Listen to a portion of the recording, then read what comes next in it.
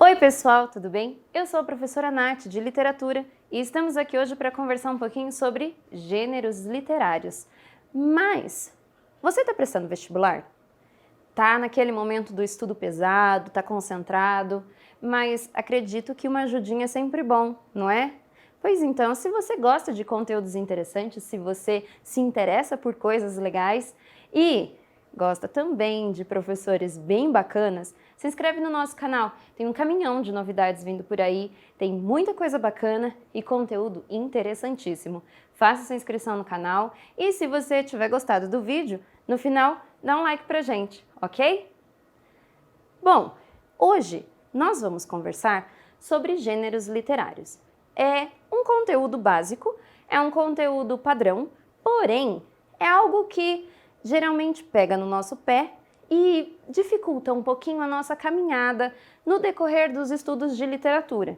E aí eu chamo a atenção de vocês, inclusive, para as questões relacionadas à leitura obrigatória, meus queridos. Por quê? Se vocês prestarem atenção, as listas de obras, tanto da FUVEST quanto da Unicamp, trazem muitos gêneros literários diferentes. E é interessante que você preste atenção nisso, neste conteúdo que nós vamos conversar hoje, porque pode sim ajudá-lo no entendimento de uma obra. Porque, afinal de contas, é importante que você entenda que determinado gênero merece uma determinada leitura e isso também facilita o seu entendimento sobre aquilo que está sendo tratado ali. Então, vem comigo que a gente vai deixar toda essa questão um pouco mais clara para vocês, certo? Lembrando que hoje nosso assunto é sobre gêneros literários, mas nós vamos falar um pouco mais, nós vamos detalhar um pouco mais os gêneros narrativos, ok? Só que é interessante também pensar que isso não surgiu do nada. E de repente alguém falou sobre gêneros literários. Não. Existe um caminho feito pelos estudiosos até aqui para que nós possamos ter o entendimento a respeito desses vários textos que são compostos pelos autores, certo? Não sei vocês, mas eu particularmente gosto bastante de conto e de romance. Novela também me cativa, mas os contos em particular, eles são assim os meus queridos do coração, mas tudo tem um jeito de ser lido. Bom, lá na antiguidade clássica, já se produzia literatura, vocês devem saber disso. Porém, Aristóteles, assim, pensando, observando, lendo várias coisas, reparou que as produções, elas seguiam mais ou menos o mesmo estilo. E é aí que mora a nossa questão. Os gêneros literários são os textos produzidos em prol da literatura, então são textos feitos para criar essa fabulação, para criar essa imaginação literária, não tem esse compromisso fiel, né, com a verdade, é um espaço de criação, mas alguns textos seguem as mesmas linhas. E aí a gente consegue segmentar essas linhas de maneira que é mais fácil de estudar. E foi isso que Aristóteles fez lá atrás. De que maneira ele percebeu essas tendências? Bom, de 3 formas diferentes. O Aristóteles olhou para tudo aquilo e falou, interessante, gosto disso. E é notável que essas pessoas produzem de 3 maneiras diferentes. Quais? Bom, tem aqueles que gostam do texto épico. E aí nós temos justamente o quê? Um texto escrito em verso, lembrando a vocês que quando nós falamos de poema, nós estamos falando do texto que é composto por versos. Então, sabe aquele texto que ele não vai até o final da linha para voltar lá na outra margem? Ele não usa as margens. É um texto que ele se comporta de uma maneira um pouco diferente. É aquele que, linha a linha, nós vamos lendo, tem os agrupamentos de versos, que são as estrofes. Então, esse é o poema. Bom, esse texto, ele é escrito dentro desse gênero épico, ele é composto com uma finalidade, que é a de contar uma história. Então, a gente tem um texto em verso, que é narrativo. Essa é a epopeia. Essa é a cara que tem os Lusíadas, do Luís de Camões. Vocês lembram dos Lusíadas, né? Pois é, nós já falamos isso para vocês durante o ensino médio e no cursinho também, e etc. Mas foi esse o tipo de texto que o Camões resolveu escrever, né? Então, através dos versos, lembrem-se que os Lusíadas, todos versos decassílabos, então tem 10 sílabas métricas ou poéticas, né? E conta uma história. O gênero épico, ele traz essa narrativa em verso, pressupondo a existência de um herói. Então, sempre tem alguém que é o benfeitor da história, e aí é contada, então, toda a trajetória, né, desse herói. Ótimo, esse é o gênero épico, produzido lá no momento do Aristóteles, né, e também um pouco depois, enfim.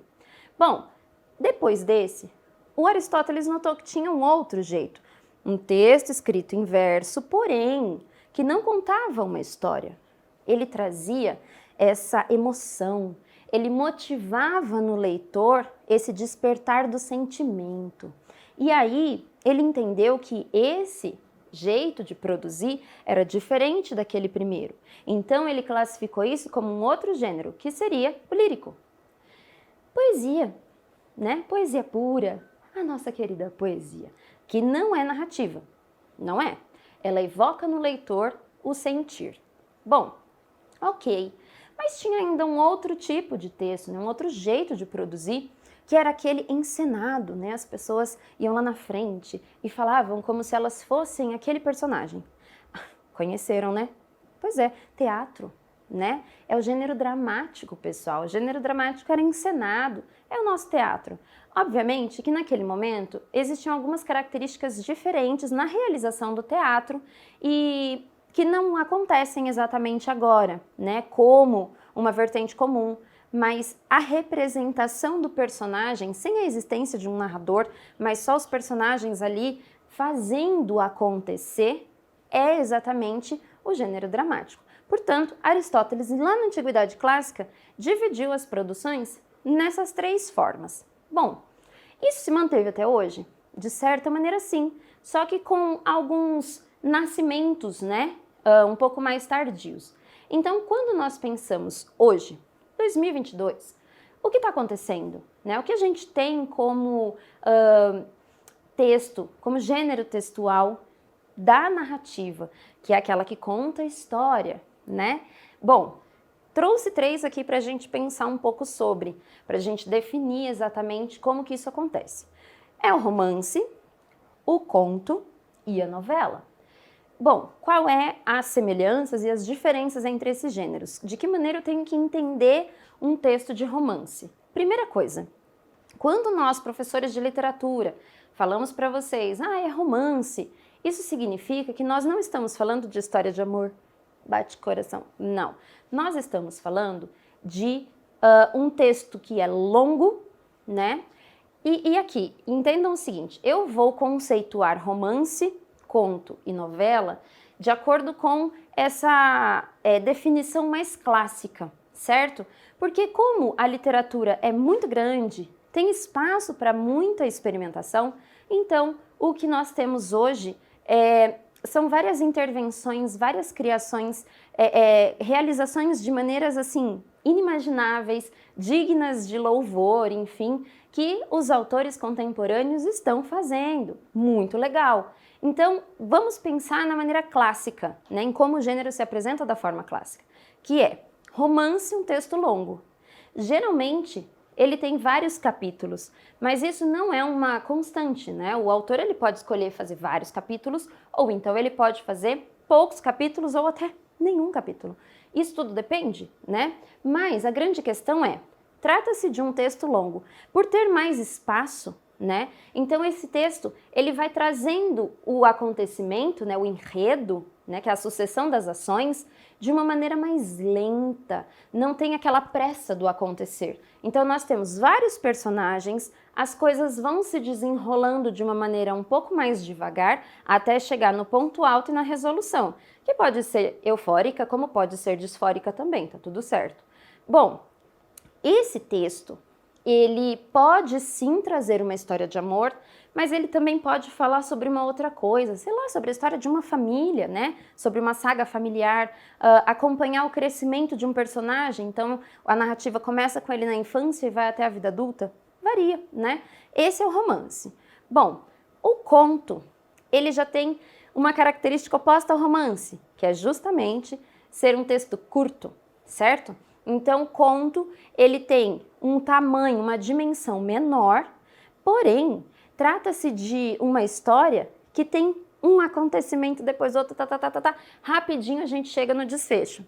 Lembrem-se, quando a gente pensa num processo narrativo, nós estamos saindo de uma situação que é estável, acontece uma complicação, isso vai se desenrolando até atingir um clímax, depois a gente tem o desfecho. A trajetória comum da narrativa é essa. Obviamente dá para subverter, mas inicialmente pensando é isso. Dentro do conto, essa dinâmica ela acontece de uma maneira mais rápida, então em poucas folhas a gente já termina a leitura do conto. A gente já sabe todo o processo. Por isso tem poucos personagens, 1, 2, 3 personagens, 2 personagens, são só aqueles que estão atrelados a essa ação única que está acontecendo e que vai ser finalizada. Esse é o conto, um texto mais curto. E a novela? Novela, nós não estamos falando da novela da TV, tá? Nós estamos falando da novela literária, que é aquela que vem em papel, né? Ou então em e-book, mas que você tem o texto todo escrito, sem imagem, sem atuação de atores, né? E essa novela literária, quais são as características dela? Bom, trata-se de um texto que apresenta um desenvolvimento de várias ações ao mesmo tempo. A novela é isso. Se vocês prestarem atenção, as novelas de TV, que talvez vocês já tenham visto, estejam assistindo, não sei, mas tem vários núcleos de personagens e dentro desses núcleos vários acontecimentos. Porém, sempre tem um acontecimento grande que acaba ligando esses núcleos, né? Então, trata-se de uma história que não tem um fio único de enredo. É uma história que tem, na verdade, vários enredos acontecendo ali ao mesmo tempo. E essa é a graça. Justamente a simultaneidade das ações é que traz essa dinâmica um pouco mais vívida, né, para o texto da novela. E é muito bacana, porque ao mesmo tempo que você está acompanhando um acontecimento, você também está acompanhando outro acontecimento e as coisas vão se enganchando, vão se emaranhando de uma maneira que, quando chega no final, você fica, ah, meu Deus! Então é um texto dinâmico e muito legal. Geralmente as novelas não são tão longas, mas também não são tão curtas como o conto. Então trata-se de um texto teoricamente intermediário em relação ao tamanho. Mas lembrem-se, pessoal, faço essa ressalva sempre. Essas definições são as definições mais clássicas dos gêneros literários narrativos. Nós podemos ter subversão desses gêneros a qualquer momento, em uma obra, enfim, não tem problema, tá? As regras estão aí justamente para serem utilizadas, subvertidas, mexidas, acrescentadas. E é essa graça da narrativa, é essa graça da literatura, né? A gente ter essa possibilidade, a gente ter essa dinâmica de produção que dialoga diretamente com a fruição, com a imaginação do autor, né? E aí a gente recebe obras maravilhosas e lindíssimas. Bom, pensando em vocês, pensando, né, nesse entendimento das obras, eu trouxe aqui algumas sugestões de leitura para que vocês possam aprender um pouco mais desses gêneros, certo?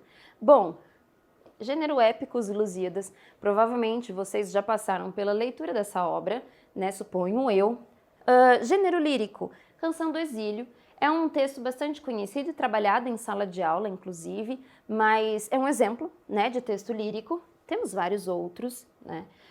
Texto dramático, Bem Amado. O Bem Amado já foi, inclusive, leitura obrigatória da Unicamp, e agora não está mais, mas é uma peça maravilhosa, otimíssima.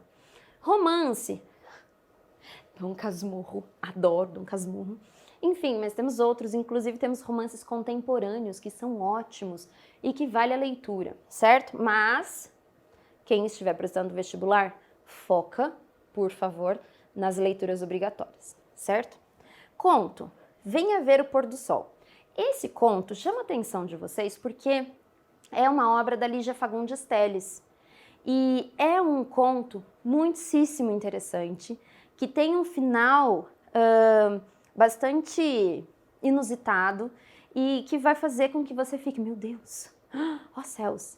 Portanto, levando em consideração a morte recente da Lígia Fagundes Telles, né, aos 98 anos ela nos deixou, mas ela deixou também uma obra riquíssima, inclusive um conto dela está na leitura obrigatória, né, Seminário dos Ratos, também é um conto ótimo, e eu trouxe essa sugestão para vocês. Inclusive, se vocês se interessarem, acessem o link na descrição do vídeo que vocês vão ter contato com esse texto aqui. Vocês vão encontrar o texto na íntegra e vão poder fazer a leitura. É rapidinho, é um texto curto e muito show, vale muito a pena, certo? Linda, linda Lígia. E por último, novela Martim Seco, do Fernando Sabino. É um livro bem curtinho, certo? E é uma história ótima, ótima. Vale a pena a leitura também. Então, Martim Seco é uma novela literária do Fernando Sabino. Pessoal, espero que vocês tenham gostado da nossa aula de hoje. Fiquem atentos, porque tem muita coisa legal vindo por aí. E se você não se inscreveu no canal, faça. Dê o like, certo? E a gente conversa em breve, tá certo? Tchau, pessoal!